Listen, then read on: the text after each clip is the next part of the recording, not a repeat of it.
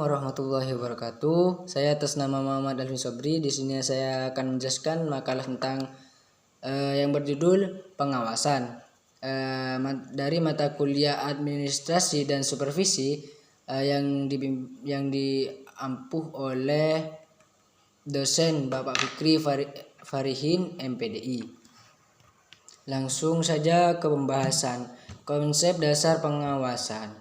Satu, pengertian pengawasan. Terdapat banyak istilah yang berkaitan dengan pengawasan atau controlling, yaitu monitoring, correcting, evaluating, dan supervision. Istilah-istilah tersebut digunakan sebagai alat controlling atau pengawasan. Pengawasan menggunakan arti mengamati terus-menerus, merekam, memberikan penjelasan dan petunjuk. Pengawasan yang mengandung arti pembinaan dan penelusuran terhadap sebagian ketidaktepatan dan kesalahan. Pengawasan ini merupakan kunci keberhasilan proses manajemen. Kegiatan pengawasan pada dasarnya membandingkan kondisi yang ada dengan yang seharusnya terjadi. Apabila dalam proses terjadi penyimpangan atau hambatan atau penyelewengan, segera dilakukan tindakan koreksi untuk memperoleh hasil yang lebih efektif. Pengawasan dilakukan bukan hanya pada akhir proses manajemen, tapi pada setiap tingkatan proses manajemen.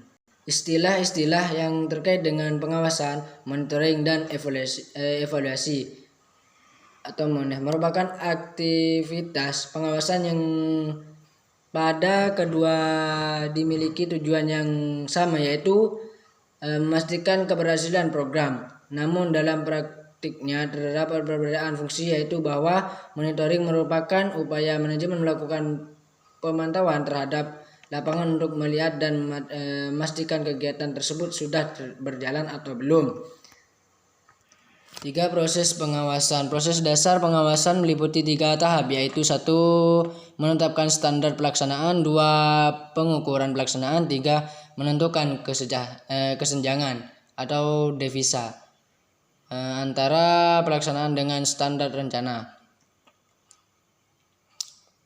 A. Menetapkan standar dan metode mengukur prestasi kerja.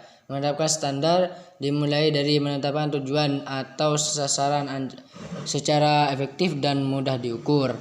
Pengukuran prestasi kerja, kegiatan yang dijalankan untuk mencapai suatu terus diukur keberhasilannya secara berulang, bisa pengamatan langsung atau melalui pengamatan instrumen survei berisi indikator efektivitas kerja.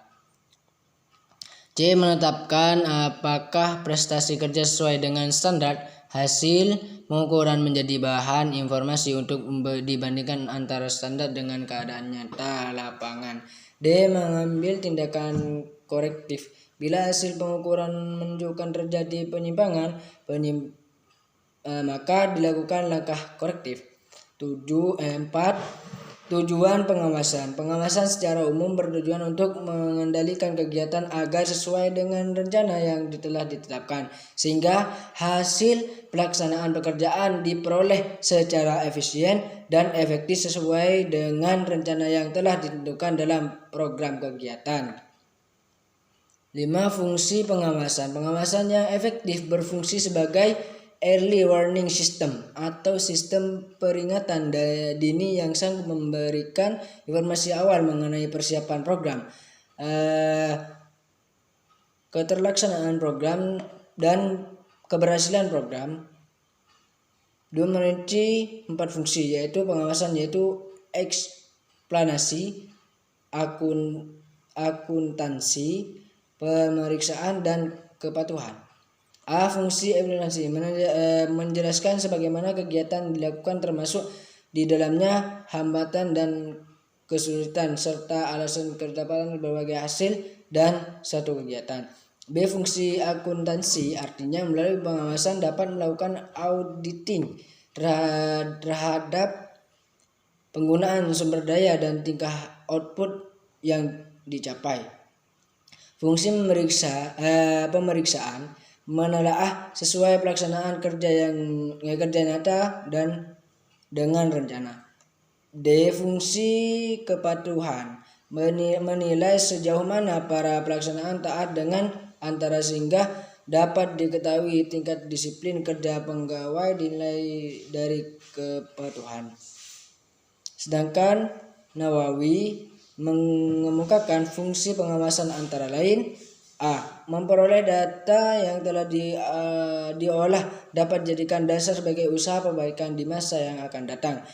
B. Memperoleh cara pekerjaan yang paling efisien dan efektif. C. Memperoleh data tentang hambatan-hambatan dan kesukaran-kesukaran. D. Memperoleh data yang dapat digunakan untuk meningkatkan usaha, pengembangan organisasi dan personil dalam berbagai bidang. E. Mengetahui seberapa jauh tujuan telah dicapai.